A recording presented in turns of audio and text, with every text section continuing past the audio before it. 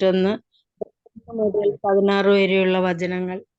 അത്യുന്നതന്റെ സംരക്ഷണത്തിൽ വസിക്കുന്നവനും സർവശക്തന്റെ തണലിൽ കഴിയുന്നവനും കർത്താവിനോട് എന്റെ സങ്കേതവും എന്റെ കോട്ടയും ഞാൻ ആശ്രയിക്കുന്ന എന്റെ ദൈവവും എന്ന് പറയും. അവിടുന്ന് നിന്നെ വേടന്റെ കെണിയിൽ നിന്നും മാരകമായ മഹാമാരിയിൽ നിന്നും രക്ഷിക്കും. തന്റെ തൂവലുകൾ കൊണ്ട് അവിടുന്ന് നിന്നെ മറച്ചുകൊള്ളും. അവിടുത്തെ ചിറകുകളുടെ കീഴിൽ നിനക്ക് അഭയം ലഭിക്കും. അവിടുത്തെ വിശ്വസ്തത നിനക്ക് കവചവും പരിചയമായിരിക്കും. രാത്രിയിലെ ഭീകരതയും പകൽ പറക്കുന്ന അസ്ത്രത്തെയും നീ ഭയപ്പെടേണ്ട. ഇരുട്ടിൽ സഞ്ചരിക്കുന്ന മഹാമാരിയെയും നട്ടുച്ചയ്ക്ക് വരുന്ന വിനാശത്തെയും നീ പേടിക്കേണ്ട. നിന്റെ പാർശ്വങ്ങളിൽ 1000 മരിച്ചു വീണേക്കാം, നിന്റെ വലതുവശത്ത് 10,000, എങ്കിലും നിനക്കൊരനർത്ഥവും സംഭവിക്കുകയില്ല. ദുഷ്ടരുടെ പ്രതിഫലം നിന്റെ കണ്ണുകൾ കൊണ്ട് തന്നെ നീ കാണും. നീ കർത്താവിൽ ആശ്രയിച്ചു, അത്യുന്നതനിൽ നീ വാസമുറപ്പിച്ചു. നിനക്കൊരു തിന്മയും ഭവിക്കുകയില്ല, ഒരനർത്ഥവും നിന്റെ കൂടാരത്തെ സമീപിക്കുകയില്ല. നിന്റെ വഴികളിൽ നിന്നെ കാത്തുപാലിക്കാൻ അവിടുന്ന് തന്റെ ദൂതന്മാരോട് കൽപ്പിക്കും. നിന്റെ പാദം കല്ലിൽ തട്ടാതിരിക്കാൻ അവർ നിന്നെ കൈകളിൽ വഹിച്ചുകൊള്ളും. സിംഹത്തിന്റെയും അണലിയുടെയും മേൽ നീ ചവിട്ടി നടക്കും. യുവസിംഹത്തെയും സർപ്പത്തെയും നീ ചവിട്ടി മെതിക്കും. അവൻ സ്നേഹത്തിൽ എന്നോട് ഒട്ടി നിൽക്കുന്നതിനാൽ ഞാൻ അവനെ രക്ഷിക്കും. അവൻ എന്റെ നാമം അറിയുന്നതുകൊണ്ട് ഞാൻ അവനെ സംരക്ഷിക്കും. അവൻ എന്നെ വിളിച്ചപേക്ഷിക്കുമ്പോൾ ഞാൻ ഉത്തരമരുളും. അവന്റെ കഷ്ടതയിൽ ഞാൻ അവനോട് ചേർന്ന് നിൽക്കും. ഞാൻ അവനെ മോചിപ്പിക്കുകയും മഹത്വപ്പെടുത്തുകയും ചെയ്യും. ദീർഘായുസ്സ് നൽകി ഞാൻ അവനെ സംതൃപ്തനാക്കും. എന്റെ രക്ഷ ഞാൻ അവന് കാണിച്ചു കൊടുക്കും. ദൈവവചനമാണ് നാം കേട്ടത്. നമ്മുടെ കർത്താവിശേഷിക്ക് സ്തുതി. നമുക്ക് ഈശോ നൽകുന്ന വചനഭാഗത്തില് നിന്റെ പാദം കല്ലിൽ തട്ടാതിരിക്കുവാൻ അവിടുന്ന് നിന്നെ കൈകളിൽ വഹിച്ചുകൊള്ളും. നിന്റെ പാദം കല്ലിൽ തട്ടാതിരിക്കുക എന്ന് പറയുമ്പോൾ നമുക്കറിയാം, പാദം എപ്പോഴും പാപത്തിന്റെ മുമ്പിലാണ് നിലകൊള്ളുന്നത്, അല്ലെ? നമ്മളിപ്പോ ഈ ലോകത്തിലാണ്, അല്ലാണ്ട് നമ്മൾ സ്വർഗത്തിലോ അല്ലെങ്കിൽ മാലാഖമാരുടെ കൂട്ടത്തിലോ അല്ലെങ്കിൽ വിശുദ്ധരുടെ ജീവിതത്തിന്റെ നടുവിലോ അല്ല, അല്ലെ? ആണോ? നമ്മള് സാധാരണമായ ജീവിതത്തിലാണ് ആയിരിക്കുന്നത്. അപ്പൊ പാപം, അതായത് ഈശോ തന്നെ വചനത്തോ പല ഭാഗങ്ങളിൽ എന്തോരം അനുഗ്രഹം കിട്ടിയാലും മനുഷ്യര് പാപത്തിലേക്ക് ഒരു ചായ്വുള്ളതായിട്ട് മിക്ക വചനങ്ങളിലും പറയുന്നുണ്ട്. ഉൽപ്പത്തി പുസ്തകത്തിൽ 6-ാമത്തെ അധ്യായത്തിൽ തന്നെ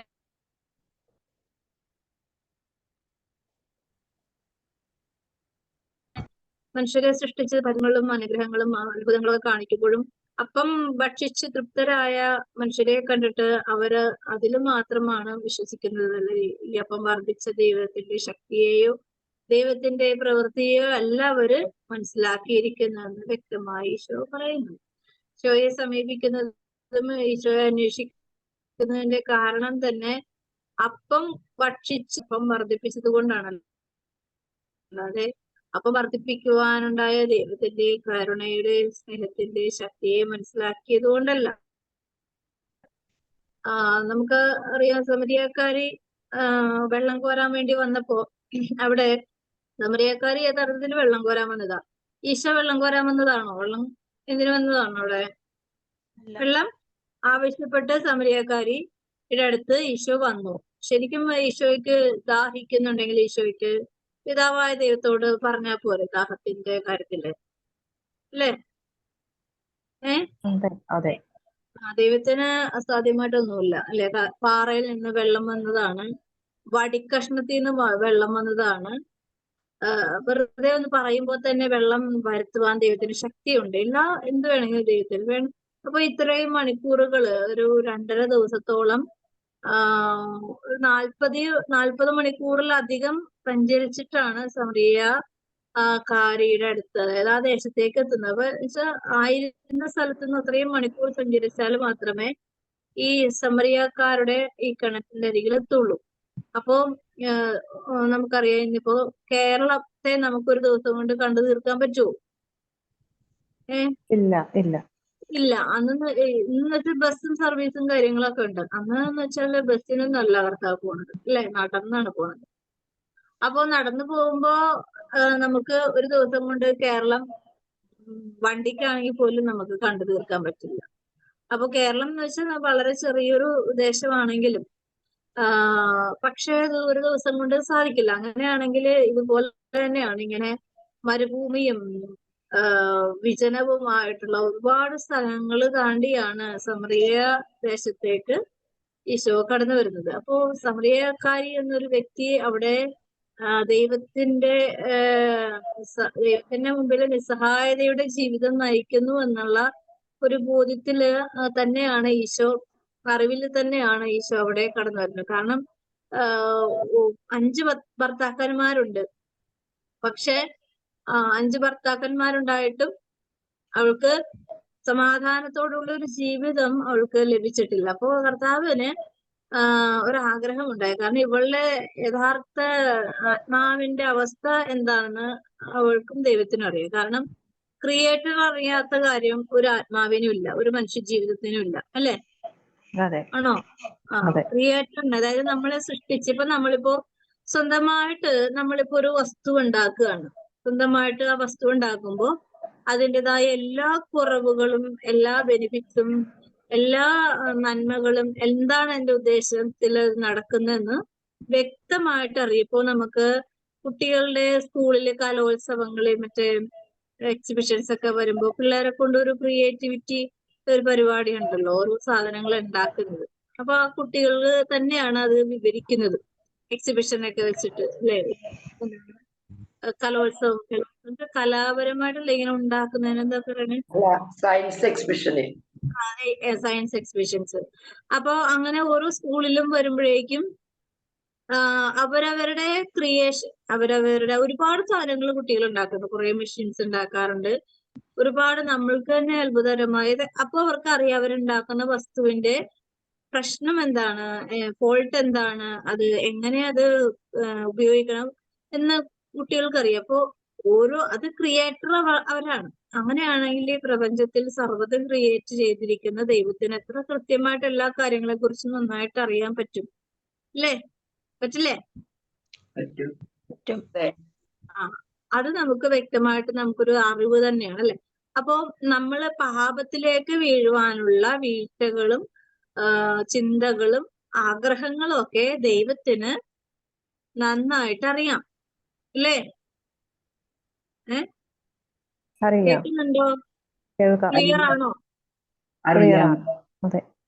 ക്ലിയർ ആണോ? അതെ. പക്ഷെ ഭയങ്കര ലേറ്റ് ആയിട്ടാണ് റെസ്പോണ്ട് വരുന്നത്. അപ്പം നമ്മളുടെ ഓരോ പ്രവൃത്തികളെ കുറിച്ചും നമ്മുടെ ചിന്തകളെ കുറിച്ചും, അതുകൊണ്ടാണ് ഈശോ പറയുന്നത് നിങ്ങളുടെ പ്രവൃത്തികൾ ദൈവവിചാരത്തോടെ ആവട്ടെ. എന്താ കാര്യം? ദൈവവിചാരം വന്നു കഴിഞ്ഞാല് ലോകവിചാരത്തിൽ നിന്ന്, അല്ലെങ്കിൽ തിന്മയുടെ വിചാരത്തെ നമുക്ക് അതിജീവിക്കുവാൻ സാധിക്കും. അപ്പോ ദൈവവിചാരത്തോടെ നമ്മൾ എന്ത് ചെയ്താലും അത് നന്മയായി മാറ്റുവാൻ ദൈവത്തിന്റെ കൃപ നമ്മളെ സഹായിക്കും, ഇല്ലേ? സഹായിക്കോ? സഹായിക്കും. ഞാനിപ്പോ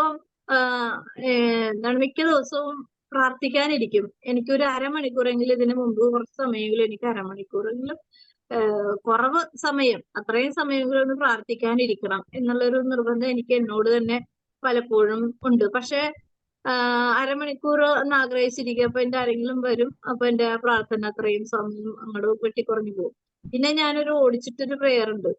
അപ്പൊ ഞാനിങ്ങനെ ആലോചിക്കും, ദൈവം ഇങ്ങനെയൊക്കെ ചെയ്തിട്ടും കർത്താവ് എന്നോട് ഭയങ്കര കരുണയും വിശ്വസ്തയോട്ടാണല്ലോ ഇരിക്കുന്നത്. ഇതെങ്ങനെ ഇത് സംഭവിക്കും? കാരണം എനിക്ക് അത്രയും വിശ്വസ്തത പുലർത്താൻ പ്രാർത്ഥനയില് അത്ര അങ്ങോട്ട് പെർഫെക്ഷനോടുകൂടെ, അല്ലെങ്കിൽ ആത്മാർത്ഥത, അല്ലെങ്കിൽ ഇപ്പോ സമയമുണ്ട് എന്ന് വിചാരിച്ച് നമ്മൾ ആഗ്രഹിച്ചൊരുങ്ങി വന്നിരുന്ന് പ്രാർത്ഥിച്ചാല് ഉടനെ തന്നെ പെട്ടെന്ന് അങ്ങോട്ട് ഉറങ്ങിപ്പോകും. പിന്നെ ഉറക്കത്തിന്റെ ഇടയിൽ കൂടിയാണ് ഞാൻ ഫ്രാങ്കായിട്ട് തന്നെ പറഞ്ഞ കാര്യം, ഞാൻ എന്റെ മനസ്സിൽ ഇങ്ങനെ ചിന്തിച്ചതിന്റെ ഒരു കാര്യം, എന്നെ ബോധ്യപ്പെടുത്തിയ കാര്യം, നമ്മൾ എത്ര അധ്വാനിച്ചാലും അതൊരു പെർഫെക്ഷനിലേക്ക് എത്തുന്നില്ല, അല്ലെ? പ്രാർത്ഥിച്ചാലും പ്രവർത്തിച്ചാലും എന്ത് നമ്മൾ ചെയ്താൽ അതിന്റെ പൂർണ്ണതയിലേക്ക് എത്തിക്കാൻ നമുക്ക് സാധിക്കുന്നില്ല. കാരണം നമ്മൾ അത്രയും പരിമിതമാണ്. നമ്മുടെ ജീവിതം, നമ്മുടെ പ്രാർത്ഥന, നമ്മുടെ കഴിവുകളെല്ലാം ഒരു പരിമിതമാണ്.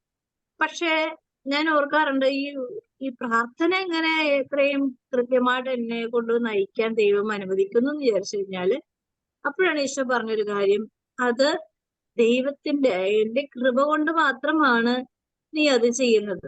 കാരണം പലപ്പോഴും എനിക്ക് പ്രാർത്ഥിക്കാതെ കയറേണ്ടി വരുന്ന ഒത്തിരി അവസരങ്ങൾ ഉണ്ടായിട്ടുണ്ട്. അപ്പൊ എനിക്കൊരു ഉള്ളിലൊരു ഉൾഭയം, കർത്താവേ ഇനി ഞാൻ പ്രാർത്ഥിക്കാൻ സമയം എനിക്ക് കിട്ടിയിട്ടില്ല, അപ്പൊ ഇന്ന് എന്ത് ചെയ്യും എന്നുള്ളൊരു ചോദ്യചിഹ്നം എന്നോട് ഇങ്ങനെ ഒരു ദുർബലത അല്ലെങ്കിൽ ഒരു അത് എന്തായിരിക്കും എന്നുള്ളൊരു അവസ്ഥയുണ്ട്. പക്ഷെ അങ്ങനെ ഏറ്റവും കുറവ് പ്രാർത്ഥിച്ച ദിവസം ഏറ്റവും കൃപയോടുകൂടെ പ്രാർത്ഥനാ സമയങ്ങളിൽ ദൈവത്തിന്റെ വചനം പറഞ്ഞ് കഴിഞ്ഞ മെയിനായിട്ട് കഴിഞ്ഞ ഈ ശനിയാഴ്ചത്തെ ടോക്കില് ഈശോയുടെ യേശുക്രിസ്തുവിന്റെ തിരുരക്തം എല്ലാ പാപങ്ങളും നമ്മെ രക്ഷിക്കുന്നു എന്നുള്ള ആ വചനം ഒരുപാട് എനിക്കധികം പ്രാർത്ഥിക്കാനുള്ള സമയം കിട്ടിയില്ല. പക്ഷെ അതിങ്ങനെ ഇങ്ങനെ അത് ആ വചനത്തെ കുറിച്ച് ഇങ്ങനെ പറയുന്തോറും എന്തോ വലിയൊരു ജ്വലനം എന്റെ ഹൃദയത്തിലും ആത്മാവിൽ ഇങ്ങനെ സംഭവിക്കുന്നതായിട്ട് എനിക്ക് തോന്നി. കാരണം ഇപ്പൊ ഞാനപ്പോ വിചാരിച്ചു നല്ല എന്താണ് ഒരു മനുഷ്യന് പലപ്പോഴും വീണു പോകുമ്പോ ഒരു താങ്ങായിട്ട് കർത്താവിന്റെ രക്തം തന്നെയാണ് നമ്മളെ താങ്ങി നിർത്തുന്നത്, അല്ലേ? ആണോ? ആ, അതായത് കൊടുത്ത വില എന്താണെന്ന് ദൈവത്തിന് അറിയാം, പക്ഷെ നമുക്കത്ര അറിയില്ല. അതുകൊണ്ട് പല പാപങ്ങളിൽ നിന്നും നമ്മളെ വീണ്ടെടുത്തത്, വീണ്ടും കഴുകിയെടുക്കുന്നതും കഴുകിക്കൊണ്ടിരിക്കുന്നതും ഈശോയുടെ കരുണയുടെ തിരുരക്തം കൊണ്ടാണ്. അപ്പോ എന്താന്ന് വെച്ചാൽ അത് ദൈവത്തിന്റെ കൃപയുടെ ശക്തിയാണ്. അപ്പൊ ഈ പരിശുദ്ധ മറിയത്തെ കുറിച്ച് പറയുന്നത് ഫുൾ ഓഫ് ഗ്രേസ് എന്ന് പറഞ്ഞതിന്റെ കാര്യം ഈ കൃപ വ്യക്തമായി തിരിച്ചറിഞ്ഞതും അതിൽ നിലനിന്നതും ജീവിച്ചതുമായ ഒരു അമ്മയാണ് പരിശുദ്ധ മറിയം. അപ്പോ അതുകൊണ്ടാണ് അമ്മയ്ക്ക് പാപമില്ലാതെ ജീവിതം, അതായത് അമ്മ ജന്മപാപമില്ലാതെ ജനിച്ചത്. പക്ഷെ ജനിച്ചു എന്ന് വിചാരിച്ച് ജീവിക്കുമ്പോ അമ്മയ്ക്ക് വളരെ 10-60 വയസ്സോളം ഒക്കെ ജീവിച്ചെന്നാണ് ചരിത്രം പറയുന്നത്. കൃത്യമായിട്ട് നമുക്കറിയില്ല, എനിക്ക് കൃത്യമായിട്ട് അറിയില്ല. എന്നാലും ഈശോ മരിച്ചപ്പോ എന്തായാലും പരിശുദ്ധ ഈശോയ്ക്ക് 33 വയസ്സുണ്ടായിരുന്നു. അപ്പോ 33 വയസ്സും പിന്നെ 16 വയസ്സോ 15 വയസ്സോ ഒക്കെ ഉള്ളപ്പോഴാണ് പരിശുദ്ധ അമ്മ ഈ കല്യാണ വിരുന്ന് നടക്കുന്നത്. അപ്പൊ നമുക്ക് ഏജ് കണക്കൂട്ടി നോക്കുമ്പോഴേക്കും എന്തായാലും 50-55 വയസ്സ് എന്തായാലും കഴിഞ്ഞിട്ടുണ്ട്. അപ്പം എന്താണ് ഈ ജീവിത കാലങ്ങളിൽ മുഴുവനും അമ്മക്ക് പാപം ചെയ്യാനുള്ള ഒരുപാട് സാഹചര്യങ്ങൾ ഉണ്ടായിരുന്നു. പക്ഷെ പാപത്തിന്റെ നിഴല് പോലും അമ്മയുടെ ജീവിതത്തിൽ വീണിട്ടില്ല എന്നുള്ളത് ചരിത്രം കുറിച്ച് വെച്ച വലിയൊരു സത്യമാണ്, അല്ലെ? അപ്പോ എന്തുകൊണ്ടാണെന്ന് വെച്ചാല് അമ്മ ഫുൾ ഓഫ് ഗ്രേസ് ആയിരുന്നു. പക്ഷെ ഈ ഗ്രേസ് നമ്മുടെ ജീവിതത്തിലും ദൈവം തന്നിട്ടുണ്ടെങ്കിൽ നമ്മള് പാപത്തിലേക്കാണ് ഇങ്ങനെ ചാഞ്ഞാഞ്ഞു പോകണം, അല്ലേ? ദൈവകൃപ തരാത്തത് കൊണ്ടാണോ നമുക്ക് ജീവിക്കാൻ പറ്റാത്തത് പാപത്തിൽ നിന്നും? നമ്മളതിനെ സംരക്ഷിക്കാനുള്ള ഒരു ആന്തരികമായ ഒരു ആഗ്രഹം നമ്മളിൽ നിലനിർത്തുന്നില്ല. പരിശുദ്ധ അമ്മ ജന്മപാപമില്ലാതെ ഉത്ഭവിച്ചതാണ്. പക്ഷെ നമ്മള് ജന്മപാപത്തോടുകൂടെ ജനിച്ചതാണ്. പക്ഷെ അങ്ങനെയാണെങ്കിൽ ഒരുപാട് വിശുദ്ധരുണ്ടായല്ലോ, അല്ലേ? ജന്മപാപത്തോടുകൂടെ ഉണ്ടായിരുന്ന അനേകം മനുഷ്യര് വിശുദ്ധ ഗണങ്ങളില് ഇന്നും ലക്ഷക്കണക്കിന് വിശുദ്ധ പദവിയിൽ എങ്ങനെ പ്രവേശിച്ചു? ജന്മപാപത്തോടുകൂടെ ജനിച്ചവർ തന്നെയല്ലേ? മാമോദീസായിലൂടെ നമ്മുടെ ജന്മപാപം മാറിപ്പോയല്ലോ. പക്ഷെ അത് നിലനിർത്തിയില്ലല്ലോ. എത്രയോ സമയം പാപത്തിൽ വാക്കിലും പ്രവൃത്തിയിലും ചിന്തകളിലും ഒക്കെ വിചാരങ്ങളിലും ഒക്കെ പാപത്തിന്റെ മാമോദിസയിൽ കൂടി അത് സംഭവിച്ചു എന്ന് ആരാ വിശ്വസിക്കുന്നത്? മാമോദിസയ്ക്ക് കൊണ്ടുപോകുന്ന മാതാപിതാക്കളോ തൊട്ടപ്പന്മാരോ അമ്മമാരോ ഇതൊന്നും അറിഞ്ഞുകൊണ്ടല്ല. അതൊരു രജിസ്ട്രേഷൻ ടൈമിങ് മാത്രമാണ്, അല്ലേ? വിശുദ്ധിയുടെ ജീവിതത്തിന് വേണ്ടിയാണോ ശരിക്കും മാമോദിസ സ്വീകരിച്ചതെന്ന് ചെയ്യുന്നവർക്ക് പോലും അറിയില്ല, കുഞ്ഞുങ്ങൾക്കും അറിയില്ല, ചെയ്യാൻ പോകുന്നവർക്ക്. അതൊരു ചടങ്ങാണ്. ആ ഒരു ചടങ്ങ് എന്ന് പറഞ്ഞാല് രജിസ്ട്രേഷൻ ടൈമിംഗ് ആണ്. ആ കുഞ്ഞിനെ പള്ളിയിൽ കയറ്റാനും പിന്നെ അതൊരു ഫംഗ്ഷന്റെ ഒരു സാഹചര്യം കൂടിയുണ്ട്. അങ്ങനെ ഒരുപാട് യഥാർത്ഥത്തിൽ സംഭവിച്ചത് മറന്നുപോയി, മറന്നു കളയുകയും യഥാർത്ഥത്തില് സംഭവിക്കാൻ പാടില്ലാത്തത് സംഭവിക്കുകയും പാടുള്ളത് അത് വിട്ടുകളയുകയും ചെയ്യും, അല്ലേ? നമ്മളിപ്പോ ഒരു മാമോദിസയൊക്കെ നടത്തുമ്പോൾ കുഞ്ഞിനെ ദൈവത്തിന്റെ സ്വന്തമാക്കി കൊടുക്കുന്ന ഒരവസരം, അതായത് ദൈവത്തിന്റെ സൈൻ ഇട്ട, അതായത് സീൽ വെച്ച് മുദ്ര വെച്ച ദിവസമാണ്. പക്ഷെ ഈ മുദ്ര വെച്ച ദിവസങ്ങളില് നമ്മള് വീടുകളില് ഈ ഒരു ഫംഗ്ഷൻ നടത്തുമ്പോ എന്തെല്ലാം അഭ്യാസങ്ങളാ ചെയ്യുന്നത്?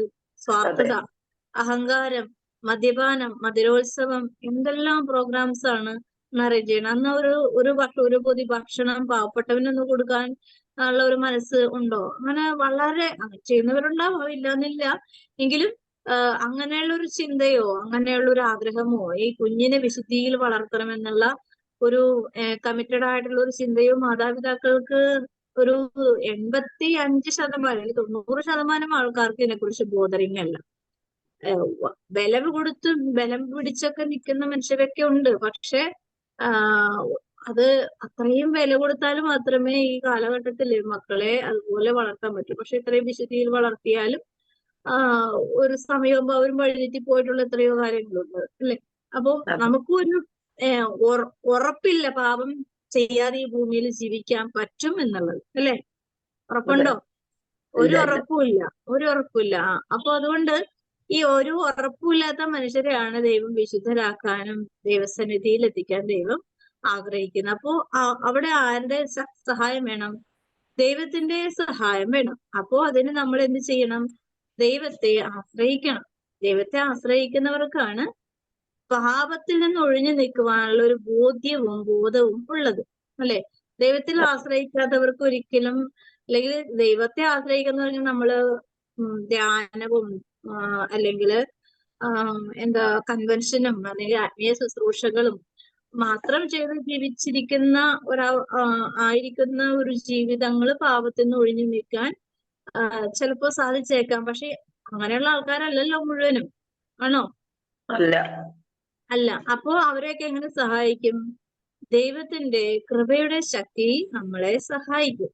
അതിന് എന്ത് വേണം? നമുക്കൊരു മനസാക്ഷി എന്ന് പറഞ്ഞ സംഭവം നമ്മുടെ ഉള്ളിൽ എല്ലാവരിലും ഉണ്ട് അല്ലെ. ഉണ്ട് കേട്ടോ.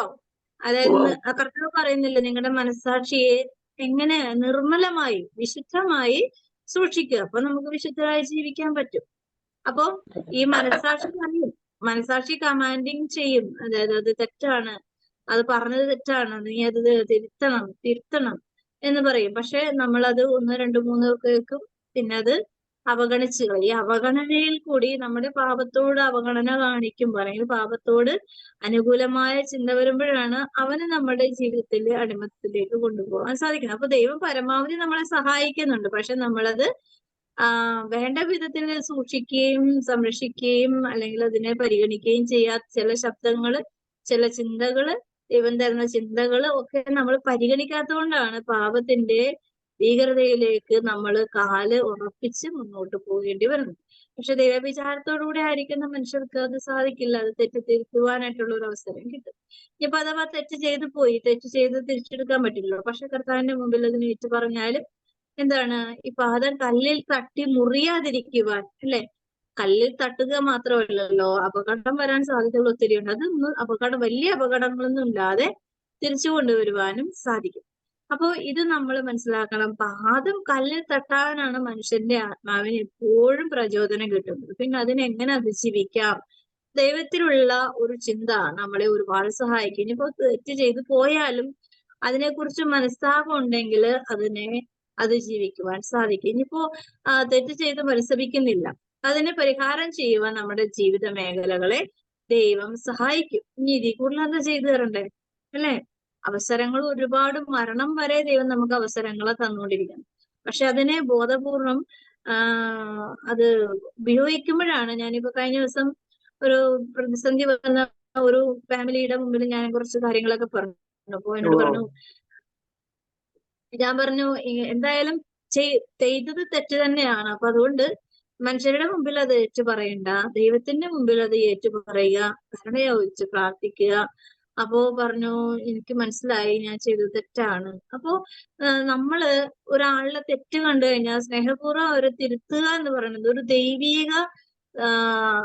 ദൈവിക പുണ്യമാണ് അല്ലേ. ആണോ?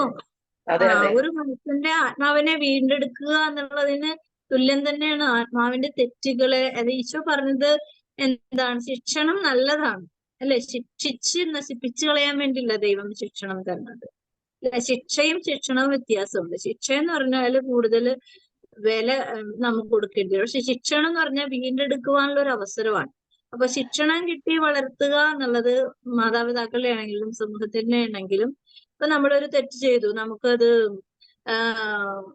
നമ്മളൊരു തെറ്റ് ചെയ്തതിന് ശേഷം നമ്മളൊക്കെ അതിന്റെ ഒരു ബാഡ് എഫക്റ്റ് ഉണ്ടായി. അപ്പൊ നമ്മൾ വിചാരിക്കും, അതിനെ ന്യായീകരിക്കും. മനുഷ്യര് ന്യായീകരിക്കുമ്പോ അതെന്തായി മാറും? കൂടുതൽ ശിക്ഷയ്ക്ക് കാരണമാവും. പക്ഷെ അത് നമ്മൾ ഞാൻ ചെയ്ത തെറ്റിന് പകരം കിട്ടിയ കർമ്മഫലമാണ് എന്ന് മനസ്സിലാക്കിയാൽ എന്തായി? അത് ശിക്ഷണമായി മാറും. അപ്പൊ നമുക്ക് തിരുത്തുവാനുള്ള മനസ്സും ബോധ്യവും ഒക്കെ നമ്മുടെ ചിന്ത. അപ്പൊ ഈ ഒരുപാട് പ്രശ്നങ്ങൾ കൂടി പോയാലും കർത്താവ് തിരിച്ചു വിളിക്കാനായിട്ട്, തിരിച്ചു കൊണ്ടുവരുവാൻ, ദൈവവിചാരത്തിന് ജീവിക്കുവാനൊക്കെ ജീവിത മേഖലകളിൽ ഒത്തിരി ഒത്തിരി ഒത്തിരി അവസരങ്ങൾ ദൈവം തരുന്നുണ്ട്. പക്ഷെ അത് നമ്മുടെ ഈ ലോകം, നമ്മളായിരിക്കുന്ന ലോകം, നമ്മൾ അതിനൊന്നും സാഹചര്യങ്ങൾ തന്നുകൊണ്ട് നമ്മളെ മുന്നോട്ട് കൊണ്ടുപോകുമെന്ന് വിചാരിച്ച് നമ്മൾ പോകരുത്. കാരണം അത് ഒരിക്കലും ലോകത്തിന് അങ്ങനത്തെ ഡ്യൂട്ടി അവൻ അറിയില്ല. അങ്ങനത്തെ ഒരു അധ്വാനത്തെ കുറിച്ച് അവൻ അറിയില്ല. അവൻ നശിപ്പിക്കുക, കൊല്ലുക, ഒരിക്കലും രക്ഷപ്പെടാത്ത രീതിയിലേക്ക് കൊണ്ടെത്തിക്കുക, അതൊക്കെയാണ് അവന്റെ ജോലി. അപ്പോ ദൈവിക കാര്യങ്ങളെ കുറിച്ച് അല്പമെങ്കിലും ഒരു ബോധ്യമൊക്കെ ഉണ്ടെങ്കിൽ മാത്രമേ ആത്മാവ് നശിഞ്ഞു പോകാതെ രക്ഷപ്പെടാൻ സാധിക്കുകയുള്ളൂ. അതിന് നമ്മുടെ ഉള്ളില് ഒരു കാവലാളായിട്ട് ഒരാളെ തന്നിട്ടുണ്ട്, മനസാക്ഷിയുടെ ശബ്ദം. അതിനെ പ്രചോദിപ്പിക്കുന്ന നമ്മുടെ കാവൽമാലാകയാണ്. അപ്പൊ ഇതെല്ലാം നമ്മൾ അറിഞ്ഞുകൊണ്ട് തന്നെയാണ്. ഇപ്പൊ നമുക്ക് കാവൽമാലാകയുണ്ട്, നിർമ്മല മനസാക്ഷിയുണ്ട്, എല്ലാം ഉണ്ട്. പക്ഷെ അതിനൊന്നും നമ്മള് വില വെക്കില്ല. ചില മാതാപിതാക്കള് മക്കളോട് എന്ത് പറഞ്ഞാലും മക്കൾ അത് ശ്രദ്ധിക്കില്ല. എന്ന പോലെയാണ് നമ്മുടെ സ്വന്തം മനസാക്ഷി നമ്മൾ എത്ര ഉപദേശിച്ചാലും നമ്മൾ അതിനെ ഗൗനിക്കാതെ പോകുമ്പോൾ വലിയൊരു പടുകുഴി നമ്മളെ കാത്തിരിക്കുന്നുണ്ട്. അതിലേക്ക് തലയും കുത്തി വീണ് കഴിയുമ്പോൾ, അനുഭവിച്ച് തീരുമ്പോൾ ഒരുപാട് നഷ്ടങ്ങളും സമയങ്ങളും ജീവിതത്തിന്റെ വലിയ ദാരിദ്ര്യവും ദുരിതവും ഒക്കെ വന്നു കഴിയുമ്പോൾ മനസ്സിലാക്കുമ്പോൾ അത് എത്രയോ നാശമാണ്, അല്ലെങ്കിൽ എത്രയോ നഷ്ടമാണ് നമ്മൾക്ക് നേരിടേണ്ടി വരുന്നത്. അപ്പോൾ എന്തിനിങ്ങനെ നാശവും നഷ്ടവും ഒക്കെ നമ്മൾ നേരിടേണ്ടി വരുന്നത്? നമ്മുടെ അനുസരണക്കേടും മൂലമാണ്. അപ്പൊ ഈശോ പറയുന്നത് നമുക്ക് സ്വീകരിക്കുവാനും ദൈവത്തെ ആശ്രയിക്കുവാനുള്ള കൃപയ്ക്കായിട്ട് അമ്മയോട് ചേർന്ന് പ്രാർത്ഥിക്കാൻ. മറിയത്തിന്റെ ഗീതം വായിക്കണേ. Mary Philip. ഓക്കെ.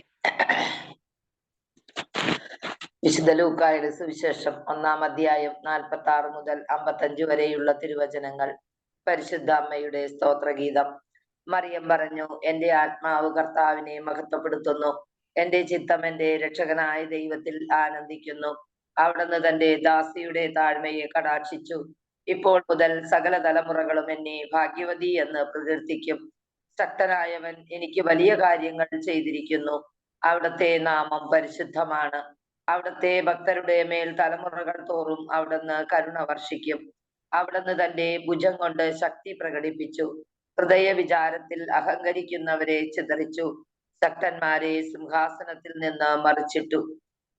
എളിയവരെ ഉയർത്തി, വിശക്കുന്നവരെ വിശിഷ്ട വിഭവങ്ങൾ കൊണ്ട് സംതൃപ്തരാക്കി. സമ്പന്നരെ വെറും കൈയോടെ പറഞ്ഞയച്ചു. തന്റെ കാരുണ്യം അനുസ്മരിച്ചുകൊണ്ട് അവിടുന്ന് തന്റെ ദാസനായ ഇസ്രായേലിനെ സഹായിച്ചു. നമ്മുടെ പിതാക്കന്മാരായ അബ്രാഹത്തോടും അവന്റെ സന്തതികളോടും എന്നേക്കുമായി ചെയ്ത വാഗ്ദാനം അനുസരിച്ച് തന്നെ. നമ്മുടെ കർത്താവായ ഈശോ മിശിഹായിക്ക് സ്തുതി. ദൈവവചനമാണ്. അതായത് ശക്തനായവൻ എനിക്ക് വലിയ കാര്യങ്ങൾ ചെയ്തിരിക്കുന്നു, അവിടുത്തെ നാമം പരിശുദ്ധമാണ്. അതായത് ഈ വചനം വായിച്ചു കഴിഞ്ഞപ്പോഴേക്കും പെട്ടെന്ന് മനസ്സിലാക്കി വന്നത്, വിശുദ്ധ ഗ്രന്ഥത്തില് എനിക്ക് പെട്ടെന്ന് ഒരു ഓർമ്മ എന്റെ തലയിലേക്ക് വന്ന ഏറ്റവും വലിയൊരു ഭാഗ്യവാനാണ് ആരാന്നറിയാവോ? എന്റെ മനസ്സിലേക്ക് വന്നത്, ശരിയാണോ തെറ്റാണോ എന്ന് എനിക്കറിയില്ല, എങ്കിലും പരിശുദ്ധാത്മാവ് പെട്ടെന്ന് തന്നൊരു ചിന്തയാണ്. വിശുദ്ധ ഗ്രന്ഥത്തിൽ ഏറ്റവും പെട്ടെന്ന് അനുഗ്രഹം പ്രാപിച്ച ഒരു വ്യക്തിയുണ്ട്. ആരാണ്? അറിയാവോ? അതായത് ഈശോടൊപ്പം മരിച്ച നല്ല കള്ളനാണ്, അല്ലേ?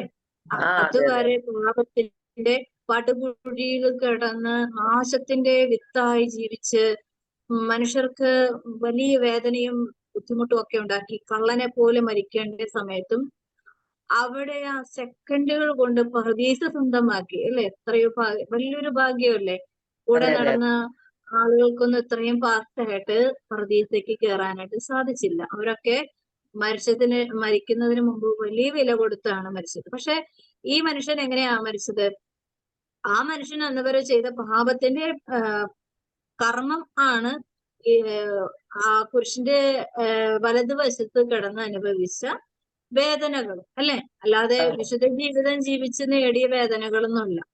അപ്പോ അതില് അവിടെ തന്നെ വലിയൊരു അതായത് ഞാൻ ചെയ്ത പാപത്തിന് തക്ക പ്രതിഫലം ആ വ്യക്തി അനുഭവിക്കുവാൻ അർഹനാണ്, അല്ലെ? അതെ പക്ഷെ ആ സമയത്ത് പോലും യേശുവിനെ വളരെ നീചമായി നിന്ദിക്കുന്നുണ്ട്.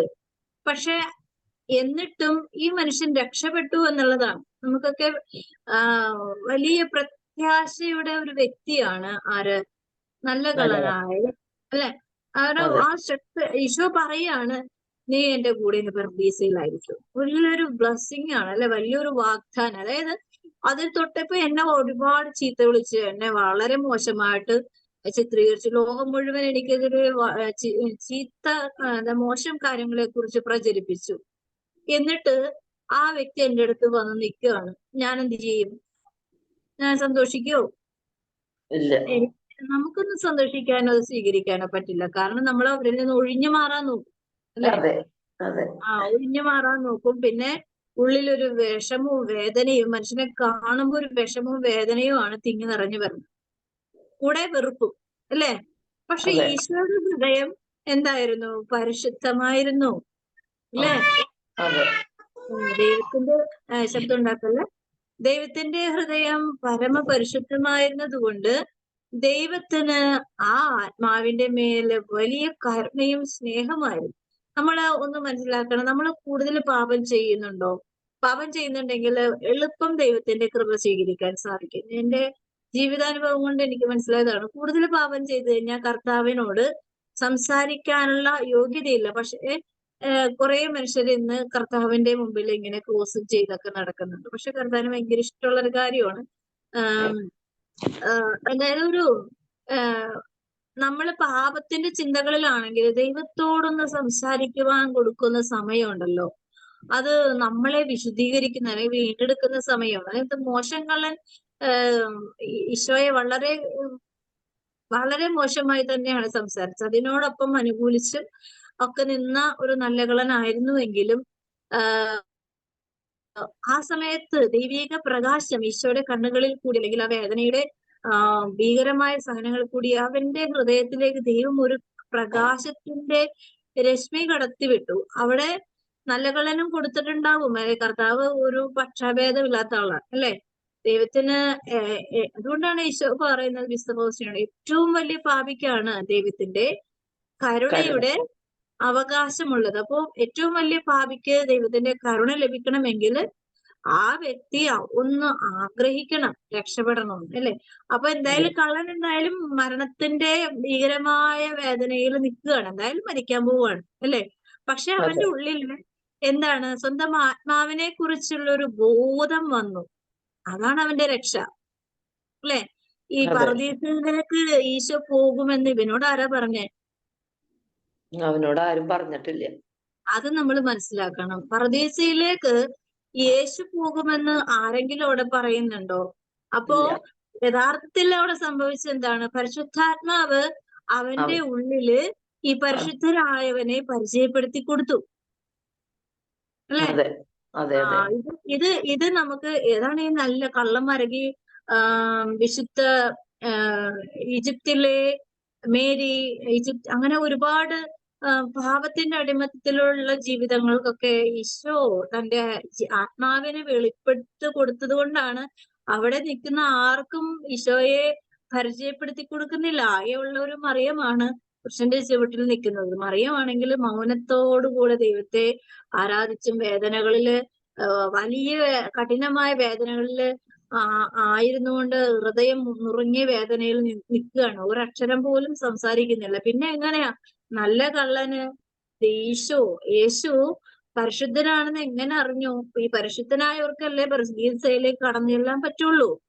അപ്പോ ദൈവത്തിന്റെ ആത്മാവ് പ്രവർത്തിക്കുവാനായിട്ട് കാരണം ഈ പരിശുദ്ധാത്മാവിന് നല്ല കള്ളന്റെയും മോശം കള്ളന്റെയും ഹൃദയ വിചാരങ്ങളെ തിരിച്ചറിയുവാൻ കഴിവുണ്ട്, അല്ലേ? ഇപ്പൊ ഞാനിപ്പോ വഴി കൂടി പോകുന്ന ഒരു ആള് വളരെ മോശമായ വാക്കുകളും അവസ്ഥകളൊക്കെ പറഞ്ഞ് ചീത്ത വിളിച്ച് പോവാണ്. പക്ഷെ അവന്റെ ഹൃദയത്തെ തൂക്കി നോക്കുന്നവൻ ഞാൻ നോക്കുമ്പോ എന്താ ബാഹ്യമായത്? കർത്താവ് പറയുന്നു, മനുഷ്യൻ ബാഹ്യ രൂപത്തിൽ ശ്രദ്ധിക്കുന്നു, കർത്താവ് ആവട്ടെ ഹൃദയഭാവത്തിലും. ഞാനിപ്പോ ഞാൻ പലപ്പോഴും എന്നെ തന്നെ ഇങ്ങനെ ഓർക്കാറുണ്ട്. കർത്താവെ, ഞാൻ വചനമൊക്കെ പറഞ്ഞ് എല്ലാവരെയും പറഞ്ഞ് കാര്യങ്ങളൊക്കെ പറഞ്ഞ് എനിക്ക് പറഞ്ഞു തരുന്ന കാര്യങ്ങൾ ഞാൻ പറഞ്ഞു കൊടുത്ത് അവരൊക്കെ രക്ഷപ്പെട്ടു, ഞാൻ രക്ഷപ്പെടുവോ? എനിക്ക് ഇപ്പോഴും ഒരു ഉറപ്പില്ല. കാരണം നമ്മൾ പാപത്തിന്റെ വലിയ ഭീകരതയിൽ തന്നെയാണ്, അല്ലെ? പക്ഷെ ആ ഒരു ബോധ്യം ചിലപ്പോ എന്നെ രക്ഷിച്ചേക്കാം, അതെ അല്ലെ? ആ അതെ ഒരു ബോധ്യം ചിലപ്പോ എന്നെ ഈ നല്ല കള്ളനെ പോലെ ചിലപ്പോ അവസാന നിമിഷത്തില് നിനക്ക് ആ ബോധ്യമെങ്കിലും ഉണ്ടായല്ലോ എന്നുള്ളൊരു ചിന്തയിൽ കർത്താവ് എന്നെ സഹായിച്ചേക്കാം. അപ്പൊ ഇതാണ് കാരണം, എന്നെ നയിക്കുന്ന ദൈവം ആരാണെന്ന് നമുക്കൊരു ബോധ്യം ഉണ്ടെങ്കിൽ നമുക്ക് ഒരു ഒരു എന്താ അവകാശത്തോടുകൂടെ ഒരു പറുദീസയിലേക്ക് പോകുന്ന ഉറപ്പും എന്നെയും കൂടി കൊണ്ടുപോകണമെന്ന് പറയുന്ന ഒരു അവകാശം, അല്ലെ? ഒരു അവകാശത്തോടു കൂടെയാണ് നല്ല കള്ളൻ തന്റെ കൂടെ കിടക്കുന്ന യേശുവിനോട് ചോദിക്കുന്നത്. ആ പറുദീസയിലേക്ക് പോകുമ്പോ എന്നെ കൂടി കൊണ്ടുപോകാനായിട്ട്, അതിപ്പം അപ്പൻ മോനെ പുറത്തേക്ക് പോകുമ്പോ എന്നെയും കൊണ്ടുപോകണം എന്ന് പറഞ്ഞ് വാശി പിടിക്കുന്ന പോലെ ഒരു അവകാശത്തോടു കൂടി ചോദിക്കുന്ന ഒരു കൃപ ദൈവം കൊടുത്തു. അപ്പോ എന്താ കാര്യം എന്ന് വെച്ചാല്, മനുഷ്യന്റെ ജീവിതത്തിൽ ഇടപെടുന്ന സമയം മനുഷ്യർക്ക്, എന്റെ ജീവിതത്തിൽ ഇടപെടുന്ന സമയം എനിക്കറിയൂല. കാരണം ദൈവത്തിന് മാത്രമേ അറിഞ്ഞൂടെ എല്ലാ കാര്യങ്ങളും വ്യക്തമായിട്ട്. അപ്പോ നമ്മള് ഒരു ലക്ഷ്യം വെച്ചിരിക്കുന്നത് ഈ പ്രപഞ്ചത്തില് ഒരു ശക്തി, പരിശുദ്ധമായ ഒരു ശക്തി, നമ്മൾ മോശം ജീവിതം ജീവിച്ചാലും നല്ല ജീവിതം ജീവിച്ചാലും നമ്മളെ കാണുന്നുണ്ട്, അറിയുന്നുണ്ട്, മനസ്സിലാക്കുന്നുണ്ട് എന്നുള്ള ഒരു ചിന്ത തന്നെ എന്താ ദൈവവിചാരമാണ്, അല്ലേ? ആണോ? അതെ അതെ ഇതാണ് നമ്മളെ കൂടുതല് ദൈവത്തിൽ നിന്നും പിടിച്ചുകൊണ്ടു പോകുന്ന പിശാചിന്റെ കയ്യിൽ നിന്നും കർത്താവ് നമ്മളെ തിരിച്ചു പിടിക്കുന്നതിന്റെ ഒരു കാര്യം. നമുക്ക് ഇന്ന് നൽകുന്ന വചനഭാഗം മത്തായിയുടെ സുവിശേഷം 5-ാം അധ്യായത്തിൽ 48-ാമത്തെ വചനം. ഈ വചനഭാഗം പറയാനുള്ള കരുത്തൊന്നും എനിക്കില്ല. അതായത്, നിങ്ങളുടെ സ്വർഗസ്ഥനായ പിതാവ് പരിപൂർണനായിരിക്കുന്നത് പോലെ നിങ്ങളും പരിപൂർണരായിരിക്കുവിൻ. അതായത് ദൈവം ആഗ്രഹിക്കുന്ന എന്താണ്? ദൈവത്തെ പോലെയാണ് നമ്മളെ ദൈവം സൃഷ്ടിച്ചത്, അല്ലേ? കൈയും കാലും ആത്മാവും എല്ലാം ദൈവത്തിന്റെ. അതായത് ദൈവം അരൂപിയിലാണെങ്കിൽ, ദൈവം നമുക്ക് ഒരു അരൂപിയാണെന്ന് പറഞ്ഞ് പഠിപ്പിക്കുന്നുണ്ട്. പക്ഷെ അങ്ങനെയാണെങ്കിൽ യേശു എങ്ങനെ അരൂപിയിലല്ലേ ഭൂമിയിൽ ജീവിച്ചത്, ഇല്ലേ? മനുഷ്യന്റെ രൂപത്തിലാണ്, അല്ലേ? അപ്പൊ മനുഷ്യന്റെ രൂപത്തിലാവുമ്പോഴേക്കും ദൈവത്തിനൊരു ബോഡി ഉണ്ട്, ബോഡി ലാംഗ്വേജ് ഉണ്ട്. അത് ഏത് രൂപത്തിലാണ് ജനിച്ചതെന്ന് പറഞ്ഞാൽ മനുഷ്യരൂപത്തിലാണ്. അപ്പോ ആ മനുഷ്യൻ എങ്ങനെയാണ് ഭൂമിയിൽ ജനിച്ചത്, ജീവിച്ചത്, പിന്നെ മരണത്തിലേക്ക് പോയത്, ജീവിതം എങ്ങനെയാണ് മനുഷ്യരുടെ ഇടയിൽ ആയിരിക്കേണ്ടത് എന്നുള്ളതെല്ലാം നമുക്ക് വ്യക്തമായിട്ട് ഒരു മോഡൽ തന്നിട്ടുണ്ട്. അല്ലാണ്ട് ദൈവം ഒരു ശക്തിയാണ്, അല്ലെങ്കിൽ ദൈവം ഒരു മഹത്വമാണ്, അല്ലെങ്കിൽ ദൈവം പരിശുദ്ധനാണ് എന്നിങ്ങനെ വാക്കുകൊണ്ട് പറഞ്ഞുകൊണ്ട് മാത്രമല്ല ദൈവം മനുഷ്യരെ പഠിപ്പിച്ചത്, ആണോ? ജീവിതം കൊണ്ട് ദൈവം ജീവിതം മുഴുവനും എങ്ങനെയാണെന്ന് തന്റെ മകനിൽ കൂടി കാണിച്ചു തന്നു. മനുഷ്യൻ എങ്ങനെ ജീവിക്കണം എന്നിട്ട് ദൈവം ഉപദേശിച്ച് പോവുകയല്ല ചെയ്തത്. അല്ലെങ്കിൽ ദൈവം ഒരു അരൂപിയിൽ കൂടി അശരീരിയിൽ കൂടിയല്ല. പഴയ നിയമത്തിൽ അശരീരിയായെങ്കിൽ പുതിയ നിയമത്തില് ദൈവം മനുഷ്യനായി ജീവിച്ചു. അപ്പോ നമുക്ക് ഒരു വ്യക്തതയുണ്ട്, ഒരു വ്യക്തമായ വ്യക്തത തന്നിട്ടാണ്.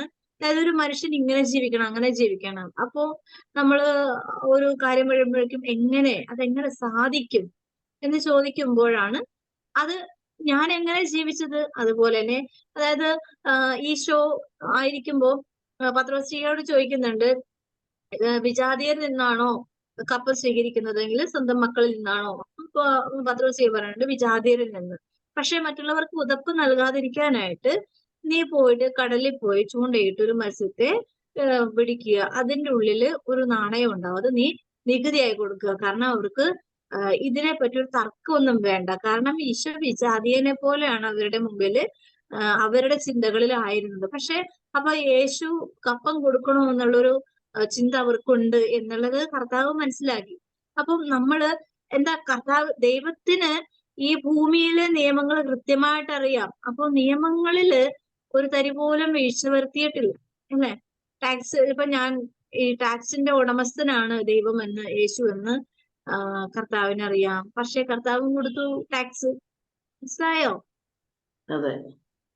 ഈ ഭൂമിയിൽ കൊടുക്കാനുള്ളത് കൊടുത്തു, സ്വീകരിക്കാനുള്ളത് എല്ലാം സ്വീകരിച്ചു.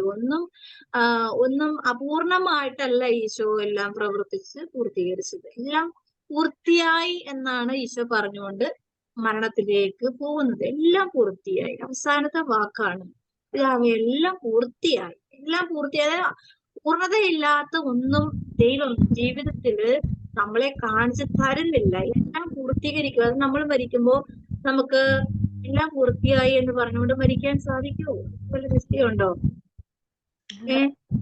നമുക്കൊരു ഒരു കാര്യത്തിലും ഒരു പൂർണ്ണതയില്ല. ഇപ്പൊ നമ്മളിപ്പോ ഒരു ജോലി ചെയ്തു, ആ ജോലി നമ്മൾ പൂർത്തിയാക്കി എന്ന് പറയാനായിട്ട് അതിന്റെ പെർഫെക്ഷൻ, അതിന്റെ സാധ്യത, അതിന്റെ സമയം, ഇന്ന സമയത്തിനുള്ളിൽ ചെയ്ത് തീർക്കും. ഇപ്പൊ നമ്മളിപ്പോ തിരക്കിട്ട് ചെയ്യാണ്. ഇപ്പൊ നമ്മൾ ബൈബിൾ എഴുതുകയാണ്, ഇന്ന സമയം കൂടി തീർക്കണം. അപ്പോ എന്ത് പറ്റും?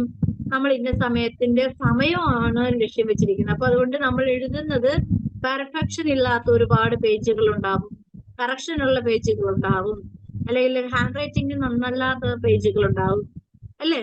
അങ്ങനെ ഉണ്ടാവില്ലേ?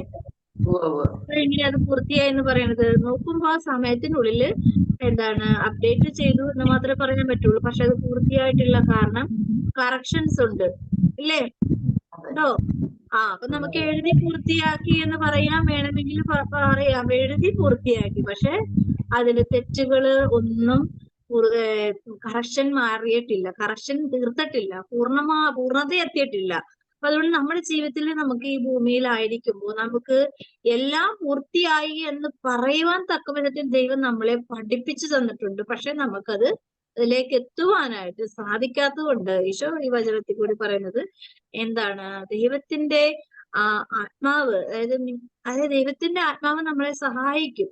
പല മനുഷ്യരും ദൈവത്തോട് അടുത്ത് നിൽക്കുന്ന പല മനുഷ്യരും വളരെ കാമാൻ ക്വയറ്റായിട്ട് വലിയൊരു പ്രാർത്ഥനയോടുകൂടെ കടന്നു പോകുന്ന ഒരുപാട് ജീവിതങ്ങൾ നമുക്ക് കണ്ടു. ചിലപ്പോൾ നമ്മുടെ മുമ്പില് വളരെ മോശമായ ജീവിതത്തിലായിരിക്കും, പക്ഷെ അവസാന സമയങ്ങളിൽ അവർക്ക് സ്വസ്ഥമായ ഒരു മരണം കൊടുത്തിട്ടുണ്ട്. പക്ഷെ അവര് പൂർത്തിയായോ എന്ന് ചോദിച്ചാൽ അത് ദൈവത്തിന്റെ കൈകളിൽ മാത്രമേ വ്യക്തമായിട്ട് അറിയുള്ളൂ. കാരണം ഈ ഭൂമിയിൽ ആരും ഇങ്ങനെ പൂർത്തീകരിച്ച് പോകുന്നില്ല. ആയോ ഇനി പോയിട്ടുണ്ടെങ്കിലും മറിയത്തിന് അങ്ങനെ പോകാൻ സാധിച്ചിട്ടുണ്ട്, ഈശോയ്ക്ക് സാധിച്ചിട്ടുണ്ട്, ഹെനോക്കിന് സാധിച്ചിട്ടുണ്ട്. അങ്ങനെ കുറച്ച് ആൾക്കാർക്ക് മാത്രമേ സാധിച്ചിട്ടുള്ളൂ. ബാക്കിയുള്ള ആൾക്കാർക്ക് സാധിച്ചിട്ടില്ല എന്ന് പറഞ്ഞതിന്റെ കാര്യം അവര് ദൈവവുമായിട്ടുള്ള ജീവിത ബന്ധത്തിന്റെ ഒരു ആത്മാർത്ഥതയും വിശ്വസ്തതയിലുമാണ്.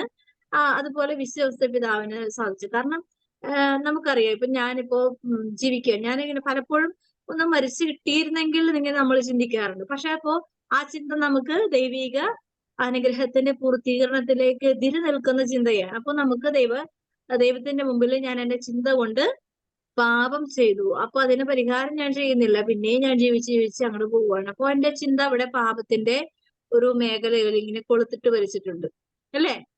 അല്ലേ? നമ്മൾ പലപ്പോഴും എന്തെല്ലാം കാര്യങ്ങൾ ചിന്തിക്കുന്നു, ഒന്ന് തീർന്നു കിട്ടിയാൽ മതിയായിരുന്നു, അല്ലെങ്കിൽ എന്തെങ്കിലുമൊക്കെ നമ്മളുടേതായ ബുദ്ധി കൊണ്ടൊക്കെ കുറെ കാര്യങ്ങൾ ചിന്തിക്കും. പക്ഷെ അതൊന്നും ചിന്തിച്ചത് പാപമാണ്, തെറ്റായിപ്പോയി, അങ്ങനെ ചിന്തിക്കാൻ പാടില്ലായിരുന്നു. ദൈവത്തിന്റെ ഹൃദയത്തിൽ ഞാൻ ആ ചിന്ത കൊണ്ട് വേദനിപ്പിച്ചിട്ടുണ്ടാണ് എന്റെ പിഴ എന്നുള്ള നിതാപ്രകീർത്തനത്തിൽ പറയുന്നുണ്ട്.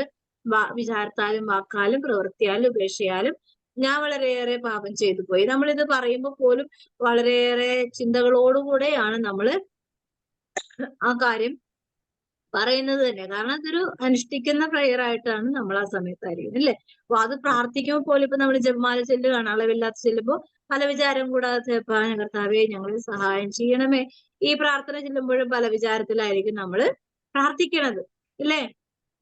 ആണോ? അപ്പൊ നമുക്ക് ഈ ഭൂമിയില് അത്രയും പെർഫെക്ഷനോടുകൂടെ നമുക്ക് ഒരു കാര്യം ചെയ്ത് തീർക്കാൻ പറ്റില്ല എന്ന് ദൈവത്തിന് നന്നായിട്ട് അറിയാം. പക്ഷെ അതിനു വേണ്ടി എന്ത് ചെയ്യണമെന്ന് പറയണത്? അധ്വാനിക്കണം എന്നേ പറഞ്ഞിട്ടുള്ളൂ. ആഗ്രഹിക്കുക, അധ്വാനിക്കുക. അപ്പൊ ദൈവം എന്ത് ചെയ്യും? ബാക്കിയെല്ലാം കൂട്ടിച്ചേർത്ത് തരും, അല്ലേ? യേശു കൂട്ടിച്ചേർക്കുന്ന ആളാ. നമ്മളൊരു ആഗ്രഹം വെച്ച് കഴിഞ്ഞാൽ കർത്താവ് എന്ത് ചെയ്യും? അത് കൂട്ടിച്ചേർത്ത് തരുന്ന ആളാ. അപ്പൊ ആ ഒരു കൃപയോടുകൂടെ ജീവിക്കുമ്പോ നമ്മളുടെ ബലഹീനത, മനുഷ്യന്റെ ബലഹീനത എത്രത്തോളം വലുതാണെന്ന് ദൈവത്തിന് അറിയാം. അപ്പം ഈ നല്ല കള്ളന്റെ ബലഹീനത എത്രത്തോളം വലുതായിരുന്നു എന്നുള്ളത് അറിയാം. പക്ഷെ കർത്താവ് ഏറ്റവും കാരണം മറ്റു ജീവിതങ്ങളെയൊക്കെ വെച്ച് നോക്കുമ്പോൾ എനിക്ക് തോന്നുന്നു ഏറ്റവും വലിയ ഭാഗ്യവാനായിട്ടാണ് വിശുദ്ധ ഗ്രന്ഥത്തില് ഈ നല്ല കള്ളൻ അടിച്ചു മാറ്റിയ സ്വർഗീയ പറുദീസ, അല്ലെ?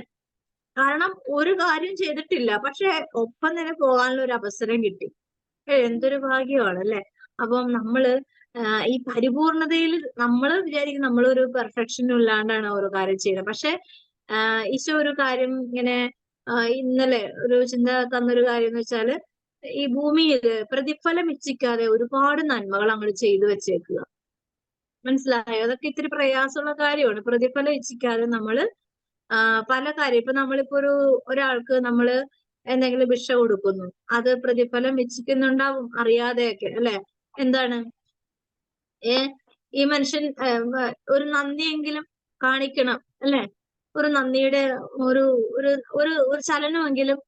ഇപ്പൊ നമ്മളോട് ഇപ്പൊ ഒരാള് ഭിക്ഷ വാങ്ങിച്ചു, ആ മനുഷ്യൻ നമ്മളെ ചീത്ത വിളിച്ചങ്ങനെ പോവുകയാണെങ്കിൽ എന്ത് സംഭവിക്കും? നമുക്ക് ആ കൊടുത്ത കാശിനോട് നമുക്കൊരു ദേഷ്യം തോന്നും, അല്ലെ? ഇവനൊക്കെ എന്ത് തരത്തിന് കൊടുത്തിട്ടാണ്, ഒരു നന്ദിയില്ലാത്ത ഇങ്ങനത്തെ ജീവികൾക്കൊക്കെയാണല്ലോ നമ്മൾ കൊടുത്തതെന്ന് നമ്മൾ വിചാരിക്കും, ഇല്ലേ? വിചാരിക്കുവോ? അതെ. നമ്മൾ നോർമലായിട്ട് ചിന്തിക്കുക, അപ്പൊ തന്നെ നമുക്ക് പ്രതിഫലം കിട്ടി. നമ്മുടെ വിചാരത്തില് പാപത്തിന്റെ ഭീകരമായ അവസ്ഥ കയറിപ്പറ്റി. പക്ഷെ അങ്ങനെയാണെങ്കിൽ ഈശോ നല്ല കള്ളന് കൊടുത്തതോ? അല്ലെ? തൊട്ടു മുമ്പ് വരെ പറഞ്ഞ വളരെ മോശമായ വാക്കുകൾക്ക് കൊടുത്തത് സ്വർഗമാണ് കൊടുത്തത്, അല്ലെ?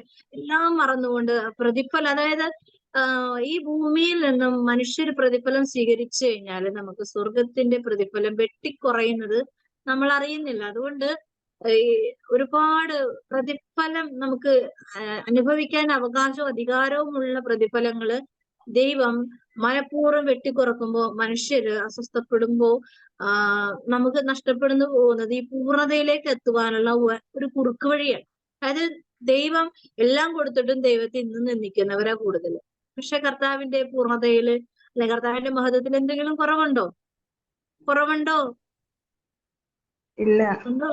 ഒരു കുറവുമില്ല. ദൈവം കൊടുത്തുകൊണ്ടിരിക്കുന്നതനുസരിച്ച് ദൈവത്തിന് മഹത്വം കൂടിക്കൊണ്ടേയിരിക്കുകയുള്ളൂ, ഒരു കുറവുമില്ല. അപ്പൊ നമ്മളും ദൈവത്തെ ഇങ്ങനെ ആശ്രയിച്ച് നമ്മൾ എന്തെങ്കിലും ചെയ്യുന്നു, പ്രവർത്തിക്കുന്നു, ആഗ്രഹിക്കുന്നു, പ്രാർത്ഥിക്കുന്നു.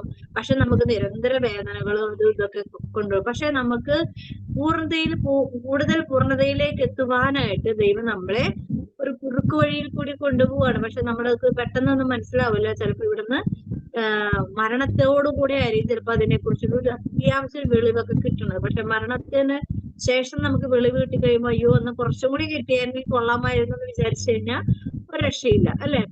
അപ്പം നമുക്ക് ഇങ്ങനെ കുറെ അവസരങ്ങൾ ഈ ഭൂമിയിൽ വെച്ച് ദൈവം തരുന്നുണ്ട്. പക്ഷെ അതൊന്നും നമ്മൾക്കത് ബോധമില്ലാത്തത് കൊണ്ട് നമ്മൾ എന്ത് ചെയ്യും? അതിനെ ഒരു വേറൊരു രീതിയിലേക്ക് നമ്മുടെ ബുദ്ധിയുടെ ചിന്തകൾ കൂടി നമ്മൾ അതിനെ കണക്കാക്കുകയും അതിനെ അവകാശപ്പെടുത്തിയത് നമ്മൾ അധികാരത്തോടുകൂടി വാങ്ങിക്കാനൊക്കെ ശ്രമിക്കും. പക്ഷെ പരാജയമായിരിക്കും. ആ പരാജയത്തിൽ കൂടി നമുക്ക് ഭയങ്കര മാനസികമായ ഡിപ്രഷൻ വരും, നിരാശ വരും. അപ്പൊ നമുക്ക് നമ്മുടെ പൂർണ്ണത അവിടെ എന്താണ് ചെത്തിമിരിക്കുന്ന നേരെ ഇങ്ങനെ നമുക്കറിയാലോ, പെൻസില് ഇങ്ങനെ ചെത്തി അത് നല്ല ഷാർപ്നെസ് ആവാൻ വേണ്ടി ആയിരിക്കും ചെയ്യുന്നത്. പക്ഷെ ഇങ്ങനെ ഒടിഞ്ഞു പോകും അതിന്റെ ലെഡ്, ഇല്ലേ? ആണോ? ശ്രദ്ധിക്കാറില്ല, പിന്നെയും നമ്മൾ ചെത്തും, പിന്നെയും ലെഡ് ഒടിഞ്ഞു പോകും. അപ്പോ ഇതുപോലെയാണ് ചില പ്രവൃത്തികൾ നമ്മുടെ ജീവിതത്തിൽ നടക്കുന്നത്. അപ്പൊ ഇതൊക്കെ കുറച്ചുകൂടി കെയർ ആകുവാൻ കർത്താവ് ഇന്ന് തന്ന ഈ ചിന്തയെ ഗൗരവപൂർവ്വം ചിന്തിച്ചു. നമ്മൾ പലപ്പോഴും നമുക്ക് കിട്ടുന്ന ഒരു അവസരമാണ്, പക്ഷെ നമ്മൾ അവഗണിച്ച് കളയുന്ന ഒരു അവസരവും കൂടിയാണ്. അപ്പൊ ഇത് നമുക്ക് ബോധപൂർവ്വം മനസ്സിലാക്കാനുള്ള കൃപ നമുക്ക് നൽകട്ടെ. പരിശുദ്ധ അമ്മയോട് ചേർന്ന് പ്രാർത്ഥിക്കാം. ഈശോയുടെ തിരുഹൃദയത്തിൽ തിരുഹൃദയത്തിൽ നിന്നും